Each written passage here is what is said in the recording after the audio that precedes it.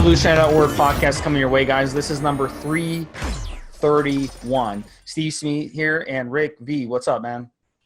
Hey, what's up, Steve? What's up, guys? How's everybody doing out there? Fine, thank you. So, guys, we have another Q&A coming your way.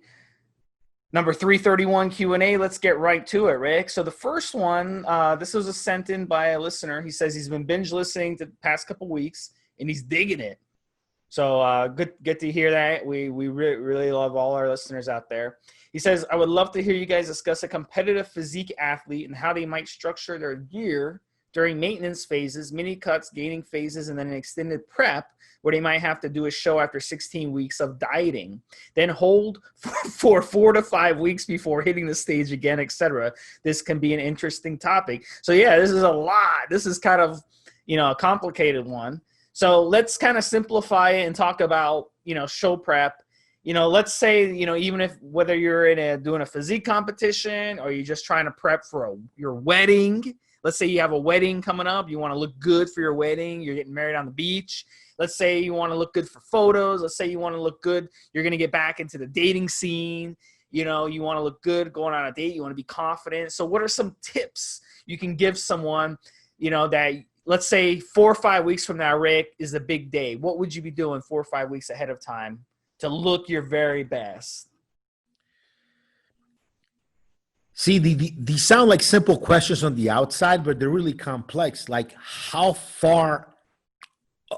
badly out of shape are you 6 weeks out? Are you one of these guys that just let yourself go and all of a sudden now you're in a real hurry to get in shape right away? You should never put yourself more than 3 to 4 weeks away from single-digit body fat. If you give yourself that as a goal, you should never do that. So let's start off with that. Don't ever do that. If you notice yourself getting watery, getting soft in the mirror, climbing up, middle teens in body fat, just get yourself right away and keep yourself low teens or high single digits. And try to find ways to adjust your lifestyle to keep yourself. So that's just, this guy, I'm getting married, the wedding and all that. Just don't get out of shape to begin with. Don't get out of shape to begin with. And I think those are most of our listeners, Steve. Most of our guys, if you're already listening to this podcast, you've already made the decision to use steroids. And you made the decision to use steroids because you've been in the gym for a while. So just don't let yourself get out of shape to begin with. As far as, now that's addressing what you're talking about, the wedding and all that. What this guy's talking about is what kind of steroids and how he should use steroids in between shows to do what I kind of said, to keep himself not so far away from competition, but close by.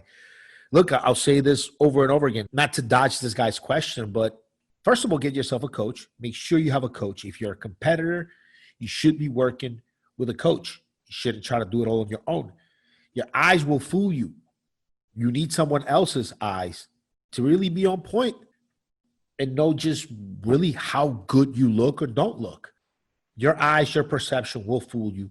You need another person, educated person, someone else who knows what they're looking at, what they're looking for, to come in and tell you if you're ready or not, what you need to work on. So get a coach. And as far as steroid use and in between again, I'm all over the place with this answer. Look, how much extra muscle are you holding on to? If you're holding on to an additional 10, 15, 20, 30 pounds, who knows, above what your body could hold on to naturally, you're going to need to be on a little bit more steroid. You're going to need to be on a higher dose of steroids to maintain that muscle mass than if you're holding on less than that amount of muscle over what your body can do.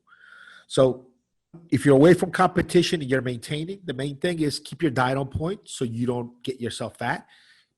Keep training hard. And if you're out of competition, that's probably like the best times to really try new exercises, try new techniques, new things. It's when you get to experiment on stuff, even with diet, when you're away from competition. Because once you get closer to competition, you have to go to what you know works. You have to go to your go-to stuff. You want to be experimenting with compounds and trying new stuff, really going up to competition. You really should go to your go-to things, your go-to techniques, your go-to drugs for competition. And off time is the time when you can experiment, try new stuff everywhere, not just diet, not just drugs, but diet and training. Because if something is not working, because if you try something for a couple of weeks, a few weeks, and it's just not the best, it didn't hurt you because the clock is not counting down to competition. Once the clock starts counting down and you need to be at your best by that date, then you want to go to your go-to things, to all of the knowledge and experience about yourself and your body that you've gained all these years training and using drugs. You want to draw from that experience, that expertise over yourself with your coach, and just go to your hardcore go-to things, stacks, everything that you know just work for you right. That's it. I don't even know if I even answered the question, but gave all that. Yeah, it's good words of wisdom. So let me take it a different approach. Let's say you're contest prepping. 4 compounds that are commonly used today: Test, Tren, Masteron, Winstrol. What I would do is cut off the Tren and Test, cut it off. They're inflammatory. The Test causes water retention. The Tren is inflammatory. Cut those off, okay? Depending on the ester, this is why it's a good idea to use short esters, because you can cut them off and they can be out of your system quicker. So you want to use the Tren-Ace, the Test Prop, if you're using them, okay? And you cut them off 3, 4, 5 weeks ahead of your competition, depending on the ester. If it's a longer ester, you want to do more 5 weeks. If it's a shorter ester, you can cut it off 3 weeks. And then you want to transition. You want to make sure you're on the Masteron. The Masteron is a great hardener. The Winstrol is a great dryer. Those two, for a physique competitor, those are going to be your magic right there. Now, let's say you want to get ready for your wedding. You want to get ready for photo, pictures, whatever. You're a model. And you want to get ready. You want to be sharp on a certain day, fasting. Do like a 7, 10, 14-day fast, water fast. And then 2 days beforehand, you could start reintroducing fruit, watery fruits into your diet. Those will fill your muscles back up. This way you're not flat. And you can use this as a competitor as well. This is a weapon that you can use. So you want to do that fasting, a 5-day fast, a 7-day fast, a 10-day fast, whatever, ahead of it, 14-day fast. And then boom, 2 days beforehand, throw in some fruit. Watery fruit, the melons, the berries, the tropical fruits. And then you'll fill up your muscles. It'll take about 2 days, and then you'll look extremely sharp. That's from my experience doing this fasting. You guys can look up my fasting logs that I did. That's exactly what I did, because my muscles were flat. During the fast, your muscles are going to be flat. So you want to give it 2 days to refill. And then that's when you'll be shining about 2 days. So Hope that answers your question. I mean, I covered with the compounds and then with the diet. That's the absolute best way. None of this cut calories, ahead of it, blah, blah, blah.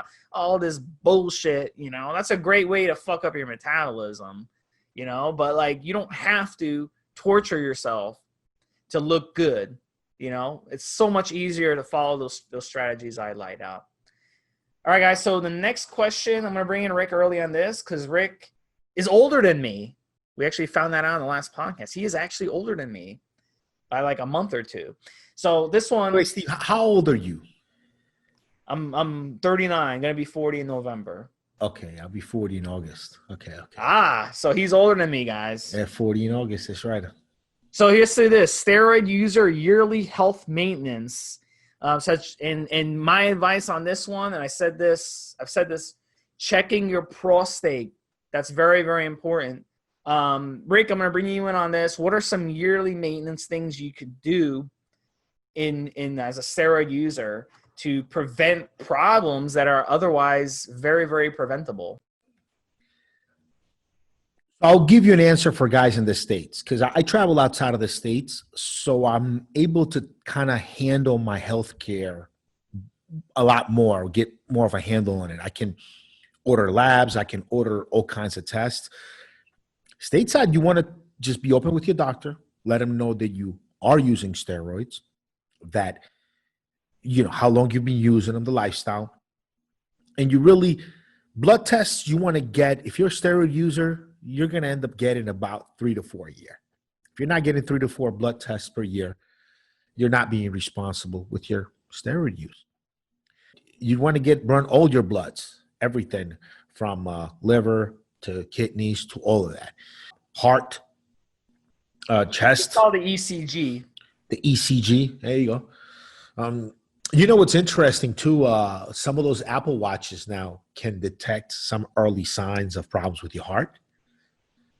So even nowadays, guys like our age, just getting an EKG once a year, it's not a bad idea. Check your heart, see how things are going. I mean, that's what it is, buddy. I mean, I can't remember what it's called. And again, some of the names escape me a little bit because when I like a stress test, it's like it's a heart stress test. That's what they call it. And, heart stress test.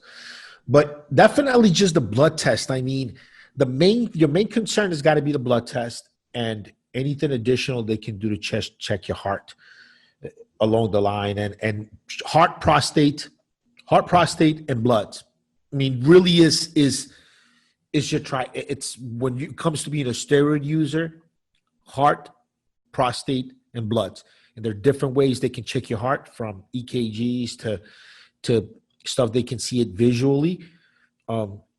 Prostate, you got to get the finger up there.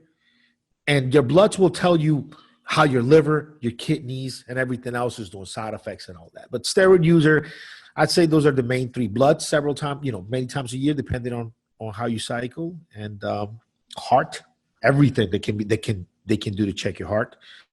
Get it all done. And prostate. What do you think, Steve? Yeah, if you guys go on evolution.org, my signature, Stevesmi, always there's a link to how to get blood work on your own. And it's $70, and it'll give you the basics. If you want to add other stuff, you can add other stuff. It'll push the price up to like $150, maybe $200 at the most. It's always a good idea. Also, STD testing. What about that? Once a year, STD testing if you're sexually active. Before you get into a long-term monogamous relationship, you want to get that done, because if you get in that relationship and she has problems, she goes to her doctor and they do a test and she finds an STD, then guess what? She's probably going to dump you because she's going to think you're cheating on her. But really, you already had the STD from a previous engagement, and she just you didn't know, and she thinks you're cheating on her. So that's a good idea to get STD tested. Yeah, you go, like, usually, like, once you're gonna stop wearing a rubber, you go, like, it's a whole thing. You should go with her to the doctor. You both get tested at the same time. Like, it should be a pretty well thought out decision to stop using protection with someone nowadays, because there's a lot of shit out there.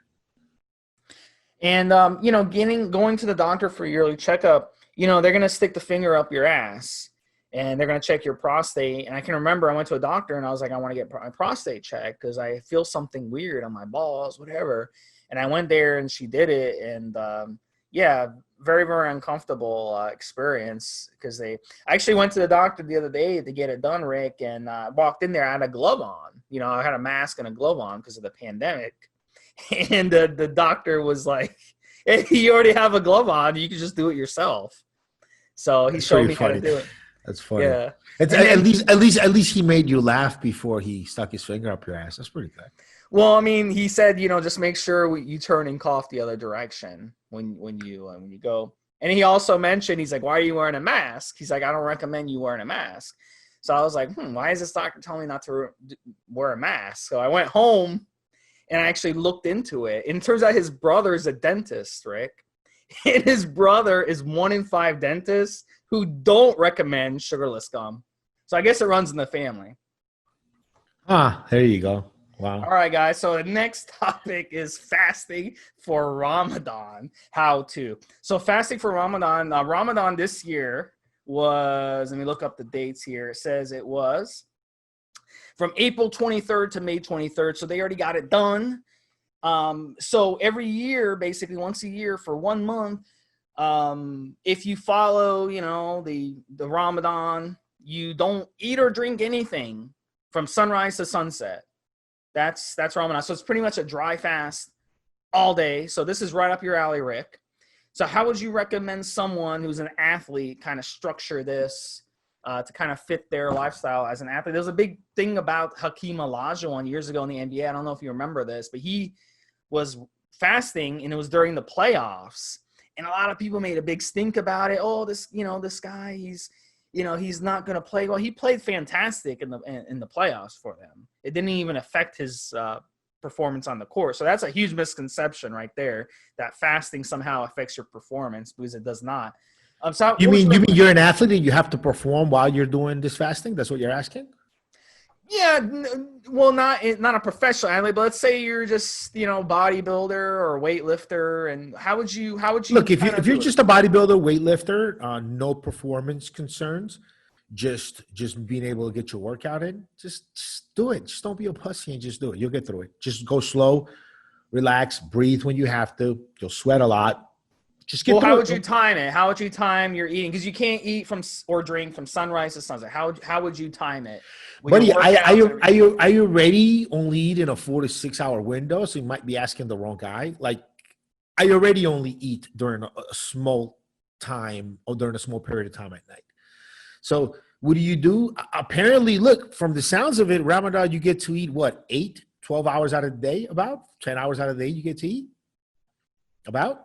So you can only eat when it's dark out. So sunset to sunrise you can eat. So you have about to wait 12 hours? It's a fucking breeze. Yeah. That shit standing on my head. What do? Okay, have your first meal as soon as the sun goes down. Look online and see when the sun's coming up, so you're accurate, right? It's religious, you want to be accurate.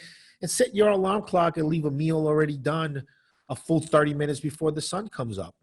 And then the alarm goes off, you go have your high protein, high carb meal. And look, your liver will hold plenty of energy if you allow it to. So even if you had to perform the next day, game or whatever, just load your liver up with pasta. Pasta is a good way to load your liver up the night before. Or have a nice, heavy, starchy meal. Set your alarm clock right before we wake up. Look, it doesn't sound like, to be fair, for someone that fasts and does time-restricted feeding, being able to eat from sun up to sundown, like with 10 hours, 12 hours, fucking wonderful. No problem at all. No issue at all. Performance-wise, just eat before sun up, load your liver up if you've got with energy if you need it that day. And that's it. And aren't most sports games at night anyway?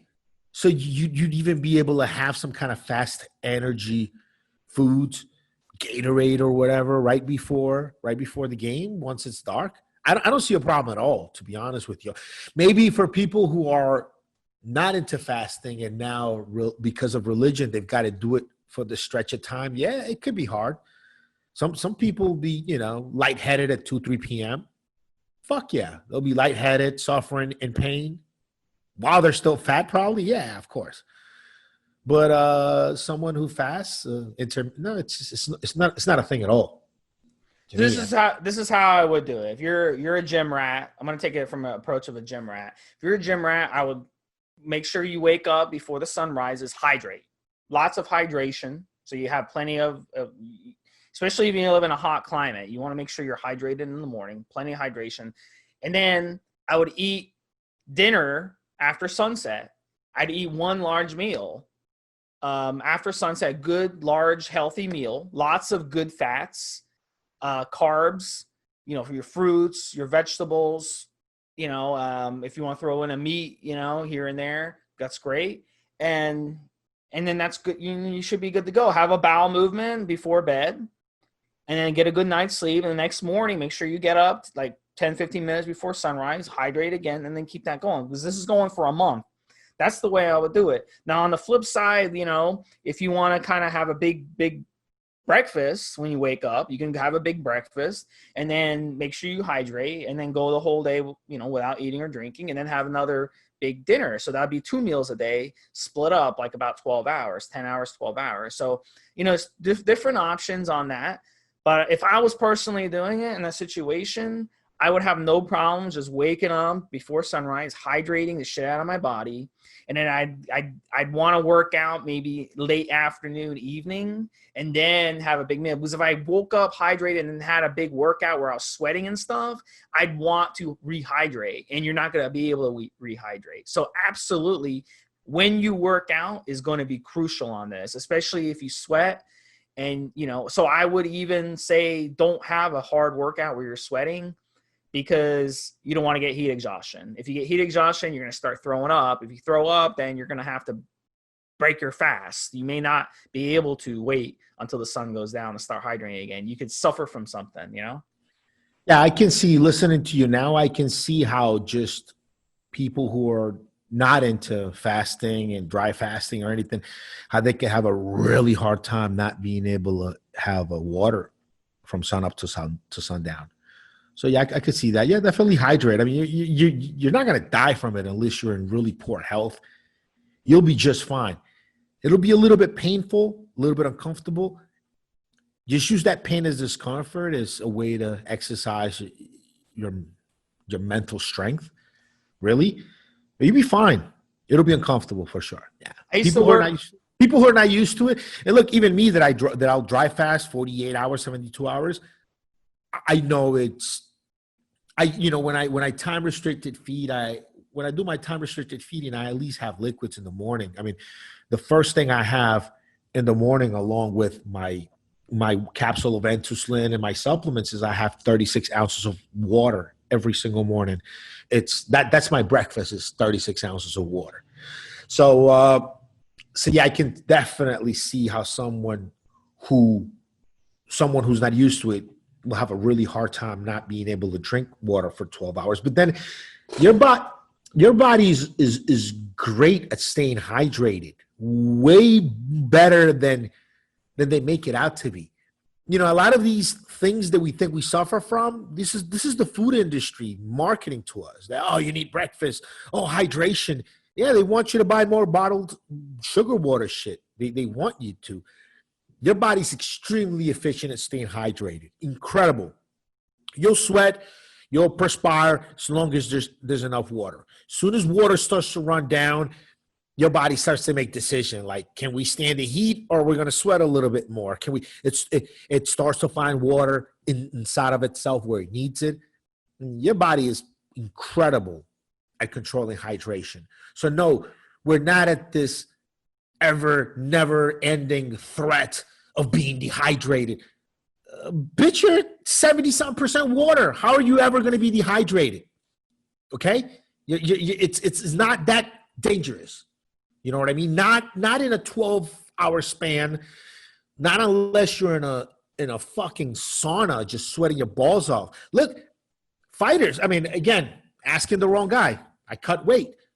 You cut fucking weight, you can lose up to 20 pounds of water weight in a matter of 48 hours cutting for a fight. Big guy.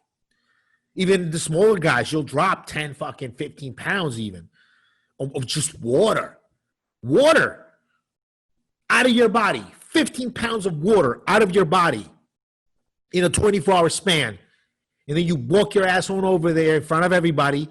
You stand on the scale. You flex in front of everybody, face your opponent, look good, and then you go and drink. So no, you're not gonna die. You're not at this never-ending threat of dehydration. It'll be a little bit painful. It'll be uncomfortable. Just use that as training to get tougher. That's it. Yeah, and you don't have to be Muslim to practice Ramadan. I mean, it's actually, if you want to get into the whole fasting lifestyle and stuff, and this tremendous health benefits. I used to work with a lot of Muslims, they taught me it. Any Muslims out there, there's a page on Facebook called the Championship Method. I made the mistake of hitting like on this page. Is this Muslim kid? He's in decent shape. He's a natty bodybuilder. And he does like inspirational talks and he does workouts. He's annoying as fuck. I'm about to unsubscribe from him because his content is just annoying. But I can see how other people that are Muslim and are natty and would really like his style. I mean, he's decent, but like I'm in the industry, so to me, he's kind of annoying. But maybe some guys out there, check it out. The Championship Method on Facebook. Search him out. He's pretty cool. All right, guys. I think it's really good to have some sort of discipline in your life, even if you just try this like for one day. Just can you do tomorrow, just from sunrise to sunset, don't eat or drink anything? I mean, just to have some discipline in your life. And at the end of the day, then you can do, it's like a feast or famine. At the end of the day, then you can feast, have a big dinner, and you can, that's tremendous. It's tremendous for the body. So we're going to transition into blue zones. And we've never discussed blue zones on this podcast, Rick. We're up to 331. Never have we discussed blue zones. And that's a shame. And I didn't know what a blue zone was. This is like you brought blue zones up on like the last 3-4 podcasts. We didn't really discuss it in depth though. In depth. Okay. Yes. Okay. So we're doing blue zones in depth today. You're going to educate me on blue zones today. So I've been studying blue zones for like 2 years now. And so blue zones, what blue zones are it's 5 locations around the world, 5 towns where the people live to 100 years old like nothing. They live to 80, 90, 100. Like that's normal. They don't have obesity. They don't have type 2 diabetes. They don't have heart disease. They don't have cancer. They don't have these diseases that are normal in the United States. Like it's normal to have heart disease. Everyone knows someone in their family who has heart disease. Everyone knows someone who has type 2 diabetes. Everyone knows someone who's obese. It's normal in the United States. But for them, they don't even know what that is. So the 5 blue zones around the world, Rick: Loma Linda, California; Nicoya, Costa Rica, your people; Sardinia, Italy; Icaria, Greece, close to my people; and Okinawa, Japan, where Mr. Miyagi is from. So it's interesting because those 5 locations, if you look at a map of the world, they're almost on the same latitude line. So that's interesting, first of all. So it has to do with environmental factors, the climate. It has to do with it's not freaking gray skies 80% of the year. It's not, sunlight during the winter for like 3 hours a day. It's not miserably cold. So it's a mild climate. It's a nice climate. That's one of the things. But let's go through the common denominators that they all share. The first one, strong family and community. So in these places doesn't necessarily mean they're religious. In Loma Linda, California, they are very religious. But in these other places, they're not necessarily religious, but they have a strong community and they have a strong family to lean on. So anytime they have a problem, they can lean on each other. And that's something that a lot of us in the United States don't have, a strong community. The next one is natural and organic diets, rich in vegetables and whole grains.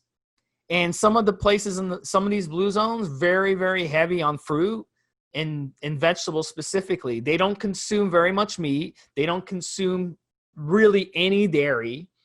In any meat products they do have, it's on small farms. It's not abused animals like the corporate U.S. farms that we have here. Pretty much 95% of the diet is going to be plant-based, organic plant-based. So fruits, vegetables, nuts, seeds, very, very important in their diets. The next one is no smoking, no alcohol, no drug use. And that includes prescription drugs. I mean, in the United States, everybody is on a prescription drug. I mean, it's normal to be on 5 different prescription drugs, but they don't even know what that is over there. The next one is fasting. All the blue zones fast in somewhere or the other. Icaria, for example, they'll fast half the year, 6 months out of the year. They might fast one day and then eat the next, then fast and eat the next, or fast for 7 days and then eat for 7 days. So over the course of the year, 6 months out of the year, they're fasting. Time restricted eating. It's all that. Lots and lots of fasting. They don't do where they eat every 2 or 3 hours like we do in the United States.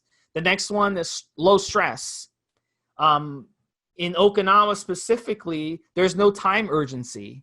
Like they don't rush to get up and go to work. They don't rush to make it to a meeting on time. They don't rush to pick up the kids. It's a very slow life. There's no stress involved like we do here in the United States. The next one, meditation, martial arts, yoga. They practice this every day. Every day they do this. How many of us meditate every day? Very, very few of us. Sleep habits. They go to bed early. They wake up early. They don't stay up till 2 o'clock partying. They don't even keep their stores open, Rick, past sunset in most of these communities.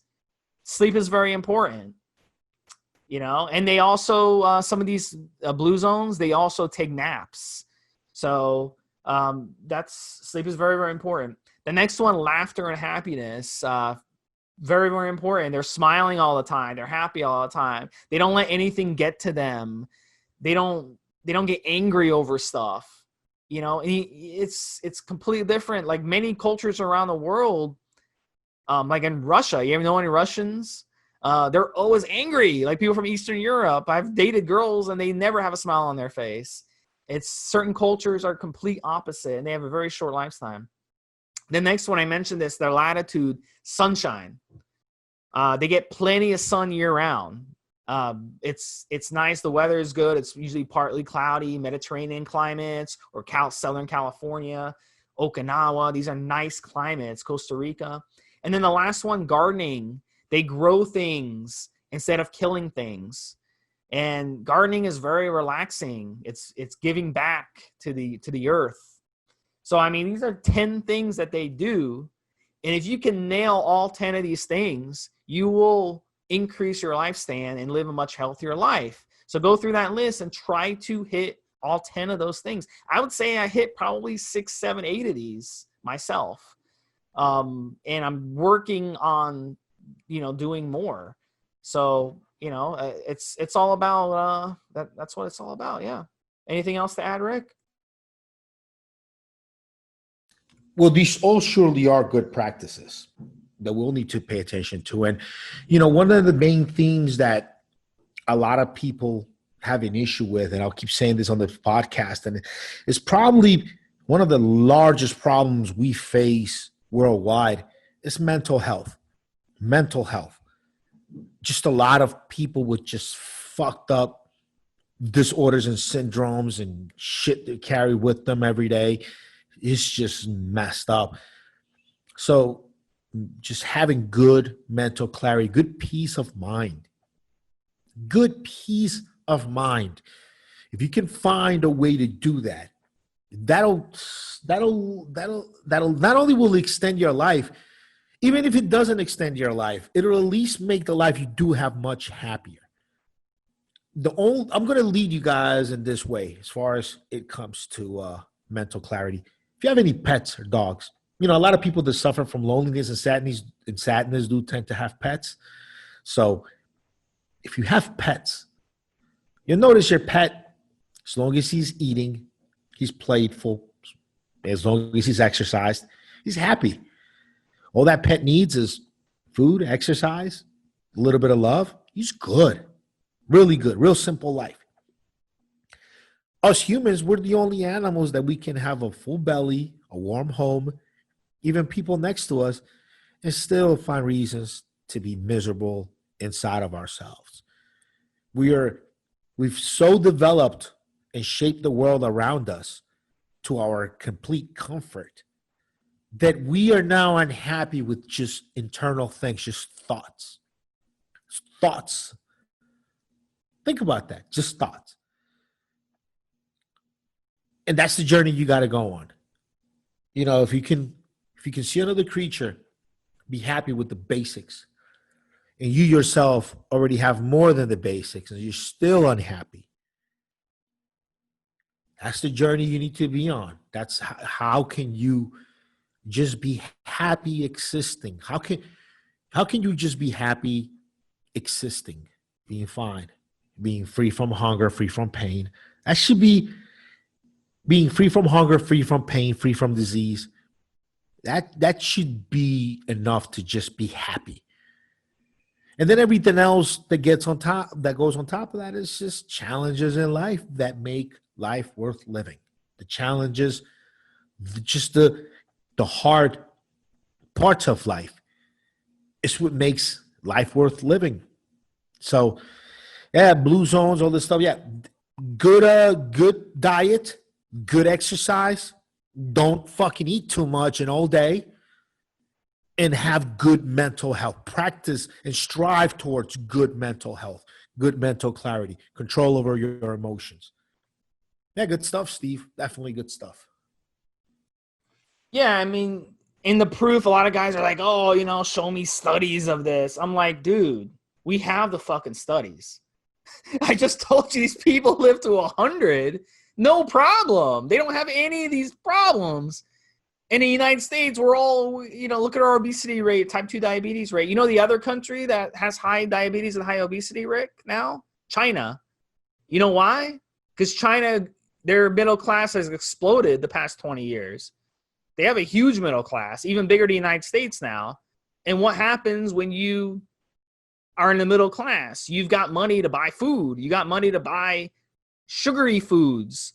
And now American companies have moved to China, like Pepsi and Coke and all our fast food companies, McDonald's and Subway. And now they're making money off of China with all these restaurants and stuff. And the Chinese they want to be cool. They want to do what Americans do. And they think that these American fast food companies, that's what Americans do, because they see Michael Jordan eating Big Macs. So they think that's what Americans do. They want to be cool like Americans.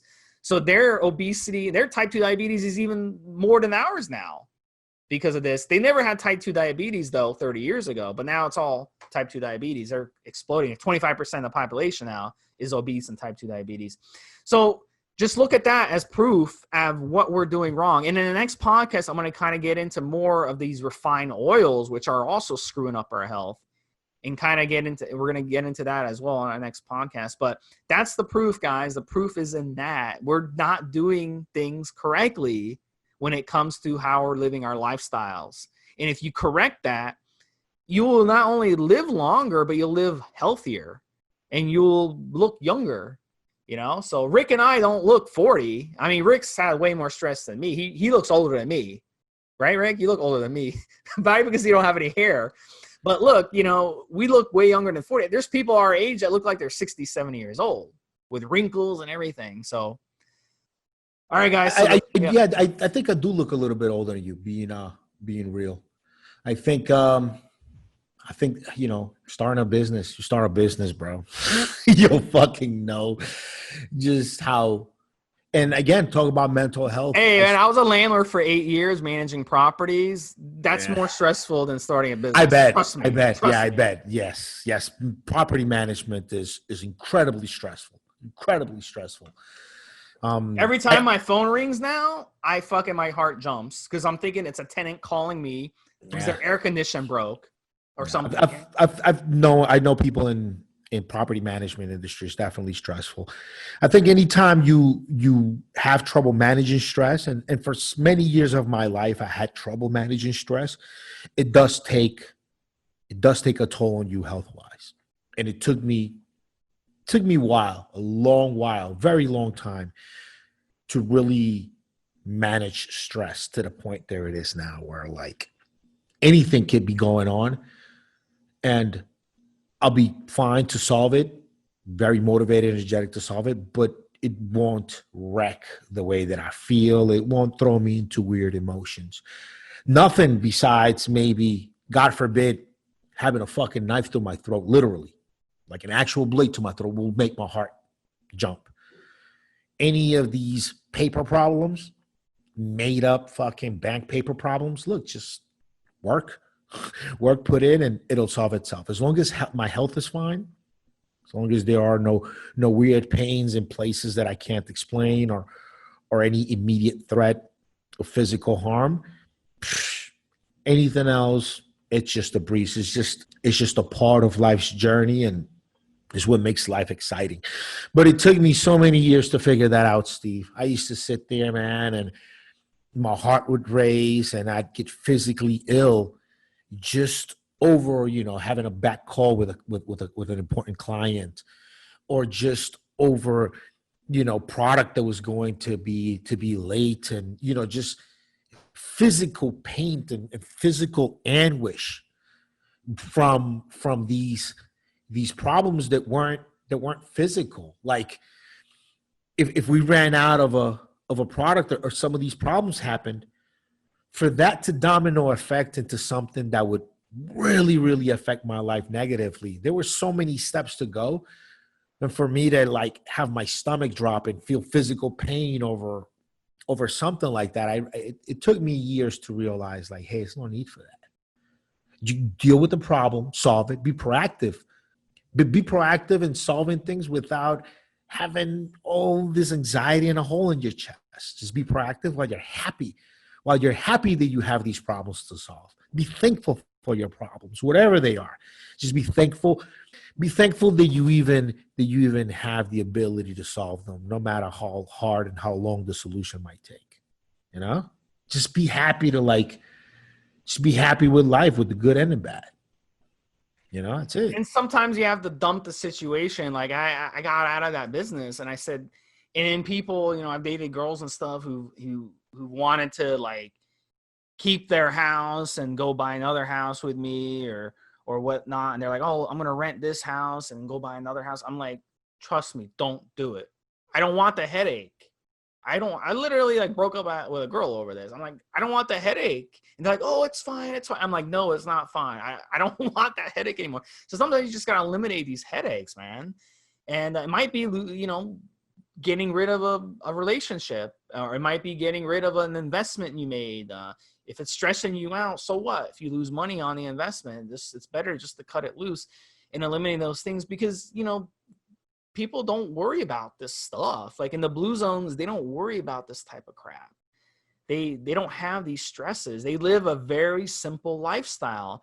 And sometimes having a big house with 4 or 5 bedrooms and having 2 or 3 cars and a Tesla and a BMW and a Mercedes and living in a gated community and all this, but then you're making $100,000 a year between you and your wife, and you're still breaking even on the year. Maybe you need to simplify your life a little bit. Maybe that's the solution. So that's what I do. I live a modest lifestyle. I'm, you know, no matter what, I always live a modest lifestyle for that reason. And it keeps things so much simpler. And one thing to remember is this: if you feel anxiety over your challenges, it'll cripple your ability to solve them. So having good control over your emotions goes a long way, because then if you've got a problem, getting wrecked about it, emotionally wrecked about it, it's not going to make you go away. Just train yourself to be very proactive and very active in solving your issues without needing to get emotionally wrecked over it. And you'll just be so much better at problem solving. Your life will just be that much better, and problems will melt away. But I mean, it's a balancing act. It takes a while, it takes a long time, but hopefully this next half of my life that I have left, I won't age as fast as my face has aged from just all this worry over the years, just getting. Well, you got divorced too, and I have not. That's another dude. thing. Everything from divorce to just business issues, even just where I started off. I mean, we're extremely poor when we started off. You know, we came to the country as new immigrants. Parents didn't speak the language, and you know, my dad was a janitor always the whole time we were there, and God bless him, hard worker. But you know, we had things. You know, it's tough. And you grew up in the Bronx too, and that's a rough area. I watched Rumble in the Bronx. It's rough. You had to fight people. Rumble in the Bronx. Isn't that a Charles Bronson movie from back in the day? No, that's Jackie Chan. Rumble in the Bronx is Jackie Chan? Yes. He's fighting everybody in the movie. He comes to the United States from China, and he has to fight everybody. Yeah, it's a realistic movie. It's a very realistic movie. Definitely trying that journey coming up from kind of starting there to you know, one day having a small business is very hard. Is I mean, everything, anxiety, everything. But I guess now looking back on it now, I could have done probably better if I'd had more control of my emotions and didn't get emotionally wrecked by every single bump on the road, as maybe I did in my mid-20s and you know, early 30s probably. I started to get a handle of it really. You know, I started to get a handle on it, buddy, after I suffer from anxiety. I've said on the podcast from like 15 on until like 30 something. And it was just really terrible digestion. At some point when I was a child, I around 13, 14, I took probably a couple of really harsh course of antibiotics, which wrecked my gut health. And I didn't add any probiotics or any friendly cultures into my body until my 30s, really. Even in the industry, I was taking steroids, taking clenbuterol, doing all these things, and just completely overlooking the fact that I thought my anxiety was just generalized anxiety, and I was just living life without taking Xanax and narcotics to make it go away. I was just living it. But no, after only about 3-4 days of taking probiotics, digestive enzymes, and fiber with every meal on this trip I went on, it went away. Anxiety went away completely. And I felt happiness for the first time in years. And it wasn't happiness. It was just the absence of anxiety. And I still had all the same problems, the same challenges that I'd had in the days before, same ones. Only difference was that I wasn't physically sick when I thought about them. I knew they were there. I felt and I understood all the abilities and all the steps that I needed to solve them. And it just kind of changed my life, right? And then from then on, it was a journey to like, okay, now I want to be able to just work and face every single one of life's challenges, no matter how hard they are, without getting worried and wrecked about it. Like not even losing a fucking ounce of sleep over any of this, no matter how much is at stake, no matter how much. And again, I just keep going back to that. No matter how much paper is at stake, fuck paper. Your health is number one. The way you feel is number one. And you can be up every day for the game, proactively working on creative solutions to get you to the next phases of where you need to get to without being an emotional mess over any of it. You know, it took years to figure that shit out, and hopefully it's something it's something that I've learned that I'll never unlearn, and I'll keep refining as the years go on. I'll be one of these really old, zenful, peaceful old men. Well, I'll tell you what, getting a divorce with kids is a really tough, issue. Yeah, it's some of the hardest times in my life. It's very. I think like these two wrinkles here on my forehead got those during that time. Yeah. I mean, dude, well, it's yeah. Well, it's like a death without a body, All right, guys. Yeah, what the you come out of this left field stuff sometimes. I mean, you open yourself up to these jokes, bro. Dude, when they're opportunistic, they're awesome. But when you try to like frame them up until the right moment, it just doesn't. You gotta just hit. You gotta hit the ball. Well, funny. This is the fourth joke I said, and you were oblivious to the first three. Yeah, you didn't catch on to them. All right. So the last topic, guys, we're gonna hit this one quick. It's coming up this summer. And everyone wants to know, all the beaches are opening up all over. COVID is spreading, like pollen spreads. But, we got to get laid, We got this body. We're working on this body. We got to get laid at some point, right, Rick? We can't just, hide in the bunker all summer. So how do we score chicks on the beach is the question. You got these girls on the beach, they're looking for a guy. Girls, they want a hot guy to come approach them. So what's your strategy for how'd you used to do it back in the day when you were going to partying and spring break out of college? You went to Bronx College, right? Brooklyn College. What's it called? Brooklyn College? Being a young man is a much different story than when you're a guy in our age group. When you're a young man and you're at the beach, you're usually in a setting where there's other people around your age around. You might be kind of, it's just a different mindset. Now, at our age, when I go to the beach, I'm just looking to get some sun, have a little bit of fun, and I'm out of there. I mean, 20, 30 minutes, and I'm going to get the fuck out of there. Go home. I'm done with the salt and the sand, and it's over with. So, I don't know, dude. I mean, when I was younger, just don't be fat. Be nice looking. And see who's paying attention back to you, and don't be afraid of approach them. Don't be afraid to approach them. I mean, you used to go to Hampton. Don't be afraid of rejection. Don't be afraid of no.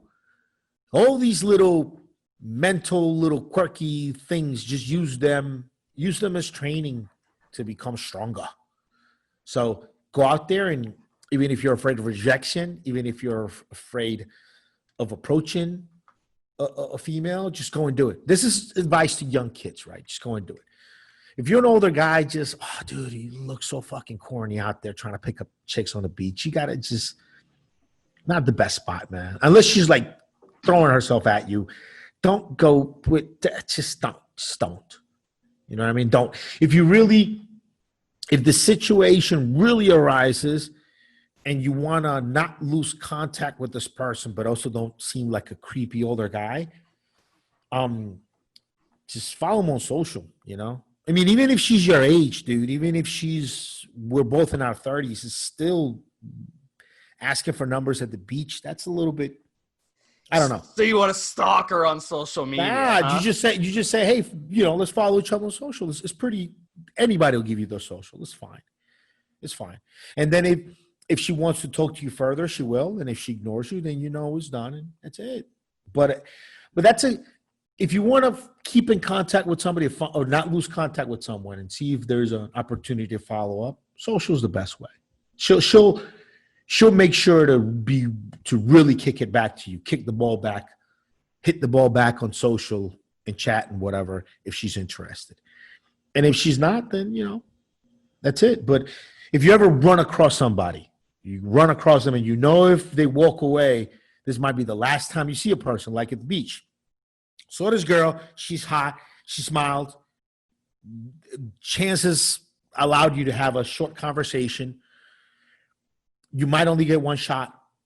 Just say, hey, what's your Instagram? Can I follow you on Instagram? Or say, hey, you follow me, social, face, whatever. LinkedIn. If you're an older guy, professional, you don't play that social bullshit. It's like, hey, can I follow you on LinkedIn? You have a LinkedIn profile? That's also good. And that's just a nice, easy way to keep contact with someone, find out a little bit more about them. And look, sometimes, and it's happened, sometimes I'll meet someone that I think it's nice looking. We'll have a short chat. We'll get on social, because numbers, if she's got a boyfriend at the moment or it's complicated at the moment, numbers are, you give somebody a number, it's a different signal to send. But social is fine. She grabs socials. And then, 3, 4, 6, 7 months down the line, she starts hitting like on your shit. Then you hit like on one of hers. And then she says, hey, I haven't talked to you in a while. What's up? And then you're like, holy shit, this girl I added on here 6 months ago, now she's talking. Guess what? Things might have changed in her life, right? It might have not been complicated. She might have left that guy. She might, whatever could change. And then you'll spark something up. And then you'll be glad that you just got social and waited a while. It's fine to do that. That's it. I mean, one of the main things, and I've said this over and over again when we've discussed relationships, just don't be in a hurry. Don't be desperate. Don't be lonely. Be about yourself. If you go to the beach, you should look good. You should look good. You should have a good beach body. What does it mean when you go to the beach and you have a good beach body? You have good round muscles, means you're working out. You've got a passion for things, some discipline at least. You got nice lean body. You care about the way you look. You watch what you eat. You have self-discipline. I mean, these are all pretty good indicators of you're already showing signals of being a top guy, top male. If you got a six-pack, you got nice big round muscles, you at least have some dedication, spend some time doing something.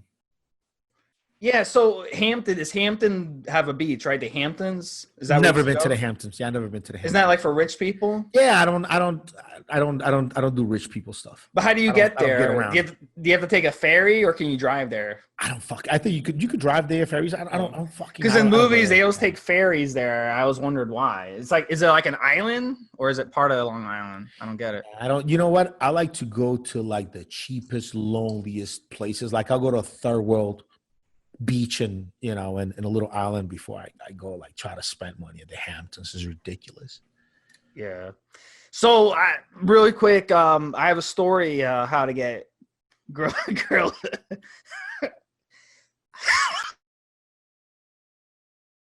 This better be a good Steve joke, not a bad Steve joke. All right. We've seen both of them on this podcast. So Well, I this hear you. depends how I much. see you building up over there. I'm watching you right now. I see you building it up over there.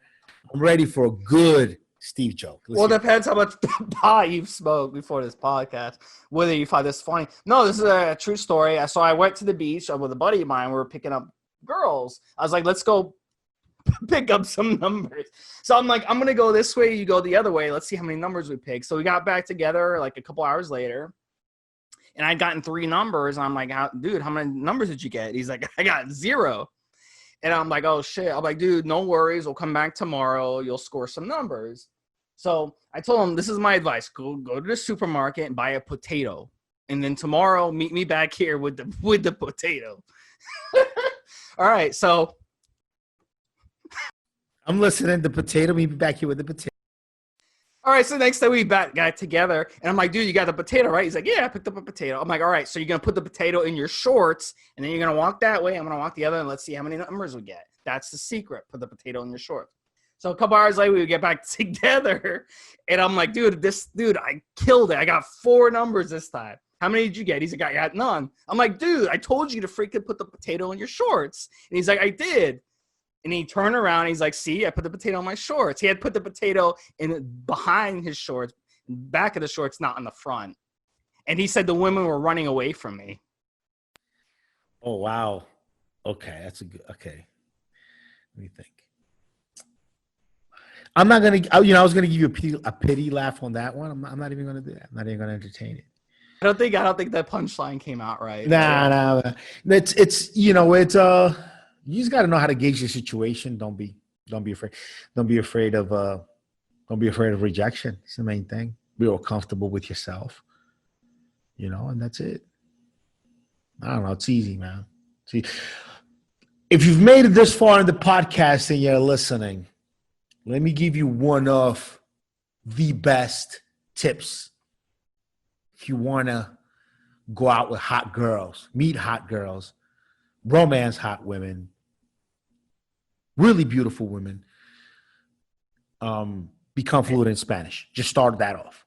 Once you become fluent in Spanish, you come search me out. I'll tell you the rest of the story. But become fluent in Spanish. You learn Spanish, you just open yourself up to a whole new market of gorgeous women that you probably are not open to right now because your gringo ass can't even talk to them. And they're right in your neighborhood. They're right next door. I mean, they're right here. They're traveling in and out of the country. They're just everywhere. And you're missing out on them because you can't communicate with them. What about Portuguese? If they're Brazilian? Portuguese, Spanish. Look, if you had to pick one or two, Portuguese is great. Shit, I could learn Portuguese. Do most Brazilians speak Spanish too, though? No. They don't? They just speak Portuguese. It's not hard to communicate with a Portuguese person if you speak Spanish. Not very hard at all. Quite between words that sound alike and a little bit of sign language and context, you're fine to communicate with if you speak Spanish with somebody that speaks Portuguese. But as far as meeting women, knowing women, chatting with women, getting to know women, learn Spanish. Learn Spanish. You'll now again, not only are you opening yourself up to local market more around your way, there's just the possibilities are endless. And that's one of the things that scares a lot of guys about getting away and leaving the States to go do stuff is needing a translator all the time, needing somebody to just do it. Like learn Spanish. There was a guy I watched it on Locked Up Abroad where they go to other countries and they get arrested. So this guy got arrested in Brazil for he was trying to bring drugs back to the United States. And while he was in prison for 4 years, he learned Portuguese. So then when he got back to the United States, he went to a party, and there was a Portuguese girl there. And he was talking to her in Portuguese. He's like this white guy who's fluent in Portuguese. And she loved it. Like, and they ended up getting married and stuff. And he could communicate with her family from Brazil and everything. So it's a huge advantage to be able to speak another language. If you're just a white dude who can speak another language, that's crazy. I'm telling you guys out there, if you're struggling with women, fluent in Spanish, completely fluent in it. Like, good enough to where you can walk out on the street in Costa Rica, in Colombia, Medellin, and just go and get around. Dude, you have no idea. You have no idea the options and the possibilities that open up. You have no idea how many gorgeous women visit the States, have visas come in and out, or going, even going to school, even some of them learning English. It just opens the world up to an unbelievable degree. If you really, it just opens up a new market. I mean, look, and it could help your business. It's just good personal development to learn a second language. I fucks with Portuguese a little bit, know enough from being around jiu-jitsu and just having friends. And being, traveling to South America, I know a little bit. Not enough to feel comfortable with it, but it's all right. I mean, yeah, Spanish. Spanish is the way to go if you wanna do that. All right, guys. I know mira, que pasa, agua. I learned a little bit by traveling. How about narenga? What do you want to drink? Narenga. That's probably like some drink, and it's orange. It means orange. Yeah, naranja. That means naranja. Jugo de naranja. I'm telling you, it'll open up a different. Open up a new world, dude. Do you know how to say piña colada in the Spanish? Piña colada.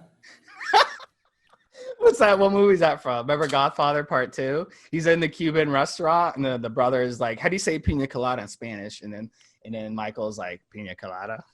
Piña colada. I didn't remember that part of the movie, but yeah. It's funny. All right, guys. I'm telling you guys, if you made it this far down the podcast, talk about girls' relationships. I mean, if you're serious, right? Learn Spanish. If you're serious, learn Spanish. Open up a whole new world for you. All right, guys, Evolutionary Podcast. This was number 331. Hope you enjoyed it. It's entertaining as always. We'll talk to you guys next week with another Q&A. Thanks for listening. Have a good one, Steve. Have a good one, guys.